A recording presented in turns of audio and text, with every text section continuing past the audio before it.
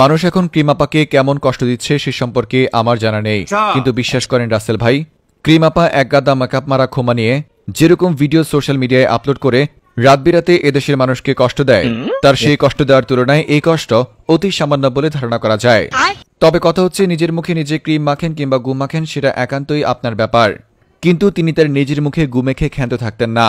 তিনি নিজের মুখে গু মাখার পাশাপাশি তার নাদান বাচ্চার মুখেও ক্রিমের নামে গু মাখতেন, যা ছিল ওই শিশুটির সাথে অত্যন্ত অমানবিক কাজ। আর ঠিক তার কারণে আজ ক্রিম আপার এই অবস্থা, যদিও তিনি এখন তার ভুলের ক্ষমা চাচ্ছেন। এদিকে এবার ক্রিম আপা শুধু দেশবাসীর কাছে নয় বরং বিশ্ববাসীর কাছে ক্ষমা চেয়েছেন। কিন্তু কাক উদ্দিন কাদের নামের একজন হার্টের রোগী ক্রিম আপার এই ক্ষমা চাওয়ার পরিপ্রেক্ষিতে বললেন, দেশবাসী কিংবা বিশ্ববাসী ক্রিম আপাকে ক্ষমা করলেও আমি কাক উদ্দিন কাদের কখনোই তাকে ক্ষমা করব না।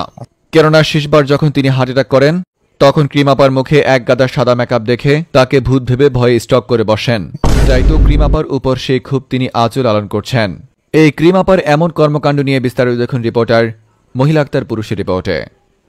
একজন নেটিজেনকে যে পরিমাণ কষ্ট তার শত্রুরা দিয়েছে তার অর্ধেক পরিমাণ কষ্ট এই ক্রিম আপা দিয়েছে। প্রতিনিয়ত তার আবল তাবল ভিডিও, সেই সাথে তার মেকআপ মারা সাদা ক্ষমা দিয়ে ক্যামেরার সামনে এসে বকবক করত, আর সেটা দেখে আমরা যে পরিমাণ টর্চার অর্থাৎ কষ্ট পেয়েছি তার তুলনায় বর্তমানে তিনি যে পরিমাণ কষ্ট পাচ্ছেন সেটা কিছুই না, বলা যায় অতি সামান্য। কবি রিপেন্দ্রনাথ দত্ত তার সাইকেলটা ধর মুতে আসি নামের একটি কাব্যগ্রন্থের মধ্যে লিখেছেন, পৃথিবীর আশ্চর্যত কষ্ট অর্ধেক তার দিয়েছে লায়লা আপা, অর্ধেক তার দিয়েছে ক্রিম আপা। বারংবার নিজের মুখের মধ্যে বিভিন্ন রকম সাদা সাদা ক্রিম নামের কাঁচা ঘু মেখে এসে ভিডিও বানাতো, আর সেই সাথে মানসিক ভারসাম্যহীন কথাবার্তা বলে নিজেকে সমালোচনার ঊর্ধ্বে রাখত, ঠিক যেন জায়েদ খানের ফিমেল ভার্সন। সেই ক্রিম নামের ঘু শুধু নিজে মাখতেন না, সেই সাথে মাখাতেন তার নিজের আপন নাদান বাচ্চাটিকে। তিনি যখন তার শিশু বাচ্চাটির মুখের উপর সেই ক্রিমগুলো মাখতেন, ওই সময় তার নাদান বাচ্চাটির মুখের দিকে তাকালে এত মায়া লাগত যে মনে হচ্ছে সেই নাদান বাচ্চাটি অন্তর্মুখ দিয়ে বলছে, ভাই আমার এই মহিলার কাছ থেকে বাঁচান, এ কি আসলেই আমার মা নাকি অন্য কিছু। মূলত সেই কারণেই আজ ক্রিম আপার এই অবস্থা। ঠেলার নাম বাবাজি অনেকদিন যাবৎ শুনেছি, আজ সেটা নিজের চোখে দেখছেন স্বয়ং ক্রিম আপা। এদিকে ক্রিম আপা এবার দেশবাসীর সাথে সাথে বিশ্ববাসীর কাছেও ক্ষমা চেয়েছেন। কিন্তু আসলে কি মানুষ ক্ষমা করছে? রাত বিরাতে মেকআপ ভিডিওর নামে যে পরিমাণ ভূতের ভয় তিনি আমাদেরকে দেখাতেন, আমার মনে হয় না দেশবাসী তাকে ক্ষমা করতে পারে। তবে আমি মনে করি যেহেতু তিনি ক্ষমা চেয়েছেন তাকে ক্ষমা করে দেওয়া উচিত।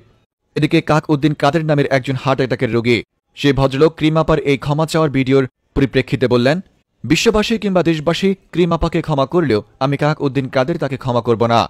কিন্তু কেন তিনি সেই ক্রিম আপাকে ক্ষমা করবেন না, এ নিয়ে বিস্তারিত জানতে গেলে দেখা যায় এক চাঞ্চল্যকর দৃশ্য। মূলত সেই কাক উদ্দিন কাদের নামের ভদ্রলোকটি শেষবার যখন স্টক করে সেই স্টকের কারণ ছিল মূলত ক্রিম আপার মেকআপ করা ভিডিও। তখন রাত ঠিক ৮টা বাজে। হঠাৎ ঘুম ভেঙে যাওয়ার পর তিনি ফেসবুকে এসে ক্রিম আপার এই ছবিটি দেখতে পায়। কাক উদ্দিন কাদের নামের সেই ভদ্রলোক এই ছবিটি দেখার সাথে সাথে ক্রিম আপাকে ভূত ভেবে সেখানে হার্ট অ্যাটাক করে বসে। অতঃপর সাদিয়া মেডিকেল প্রাইমারি স্কুল থেকে সেই কাক উদ্দিন কাদের নামের ভদ্রলোককে উন্নত চিকিৎসার মাধ্যমে সুস্থ করে তোলা হয়। মূলত সেখান থেকেই সেই ভদ্রলোক ক্রিম আপার উপর এত রেগে আছে। তবে আমি সেই কাক উদ্দিন কাদের নামের ভদ্রলোকের কাছে অনুরোধ করব, যদি ক্রিম আপা সত্যি ভালো হয়ে যায় তবে তাকে ক্ষমা করে দিন। তবে বাংলায় একটি প্রবাদ আছে, কুকুরের ল্যাজ কখনো সোজা হয়।